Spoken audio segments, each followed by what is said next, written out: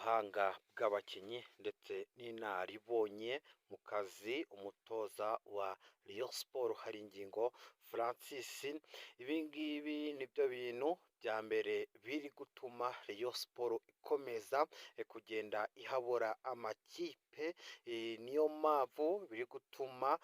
amakipe agenda agatitira kubera uburyo abayobozi ba Rayon Sport baguze bakagura abakinnyi beza kandi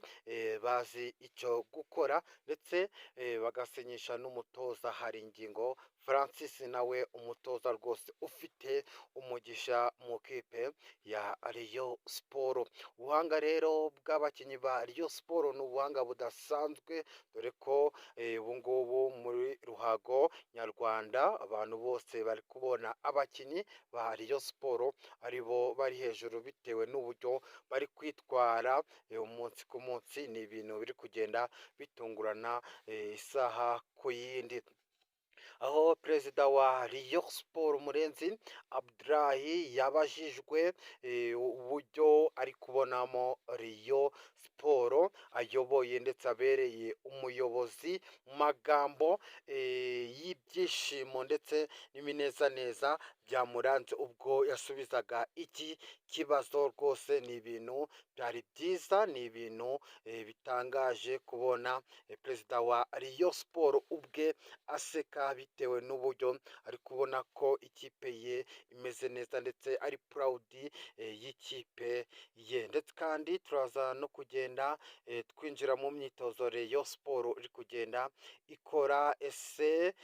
ko twari tumenyere ko Rayon Sport iri kugenda ikina imikino ya gishuti, ese byaba byarangiye gute? Ese Rayon Sport irongera kuba yacakirana n'indi ekipe? Ibyo ngibyo rero ndabikuzane kuko amakipe yose ya gicuti Rayon Sport yakinyanye nayo ubu ngubu rwose ibintu byagenze neza, ndetse kandi Rayon Sport ikomeje kwandika amateka, ikomeje kugenda ihabura amakipe, aho abakinnyi harimo Ruboneka Jean Bosco byavugwaga ko ari mu biganiro n'ikipe ya Rayon Sport, ubu ngubu ari muri AS Kigali akaba arimwo ari gukorera imyitozo kubera ko atari yabona indi kipe yamugora akaba yakwinjiramo. Ndetse kandi turaza no kugenda tuganira ku yandi makuru akomeje gucaracara mu kipe ya Rayon Sport. Amakuru rwose yo turayagufite update z'uyu munsi, aho Rayon Sport rwose abaganga bakomeje kwita ku buzima bw'abakinnyi kugira ngo bamererwe neza, kuko perezida wa Rayon Sport yategetse abaganga ko badashaka ko hagira n'umukinnyi n'umwe ugira ikibazo cy'uburwayi mu gihe baba batangiye match, ahubwo bashaka ngo ubuzima bwabo buhore ari ubuzima kandi buri ku gipimo cyiza kitagira uburwayi. Ni ibintu byafasha Rayon Sport kwitegura neza, dore ko abakinnyi 11 rwose bari kugenda bakoreshwa bahari kandi bameze neza, aho umukinnyi bakunze kwita Junior Kameni akomeje kwandika amateka, ndetse ubu ngubu rwose bakomeje kugenda bavuga ko uyu ari umukinnyi udasanzwe, ari umukinnyi Rayon Sport yitomboreye, kuko uyu niwe mukinnyi bavuze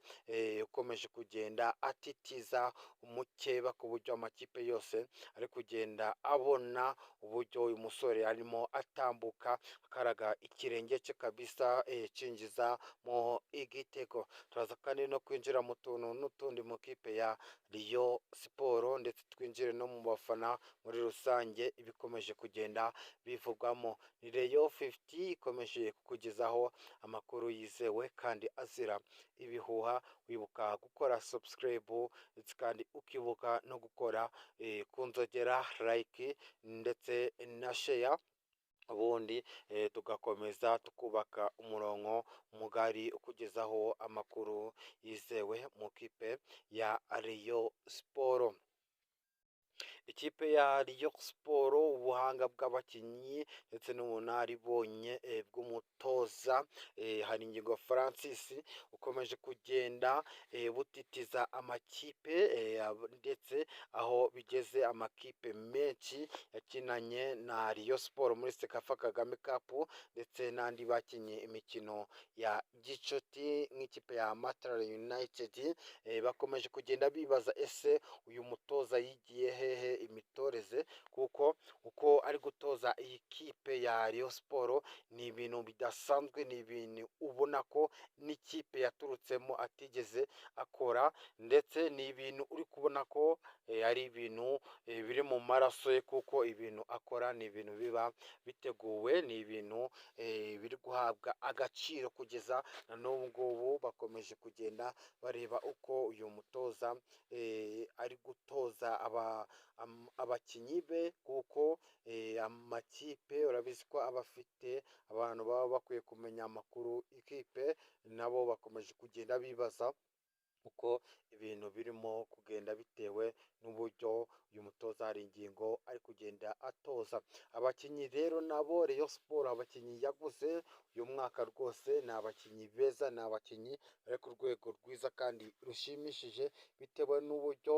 Rayon Sport iyobowe n'abayobozi beza kandi bafite n'ikintu bashaka ndetse n'intego nyamukuru. Ibyo ngibyo rero bigutuma Rayon Sport igenda itera imbere ku buryo urwego rwiza nta handi warusanga atari muri Rayon Sport. Abakinnyi beza bakomeje gutera za takire za zindi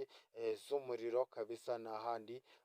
wabasanga usibye mu kipe ya Rayon Sport ikomeje guhumuza, ikomeje gutitiza umukeba. Imyitozo rero irakomeje, ikipe ya Rayon Sport yitegura Super Cup, ikipe ya Polisi FC, dore ko ari kuri 27 ariho match rero izatangira, ndetse finali yo ikazaba kuri 30. Rayon Sport yiteguye neza kandi nta kibazo. Abakinnyi rero bakomeje kwitabwaho mu buryo bwiza ndetse kandi busesuye kugira ngo bagire ubuzima buzira umuze, ndetse n'abafana nabo bameze neza rwose, ibintu birimo biragenda neza, ibyishimo ni byose kandi ibyishimo bikomeje, ntabwo byari byarangira. Ni Rayon 50 ikomeje kukugezaho amakuru yizewe kandi azira ibihuha, wibuka gukora subscribe ndetse kandi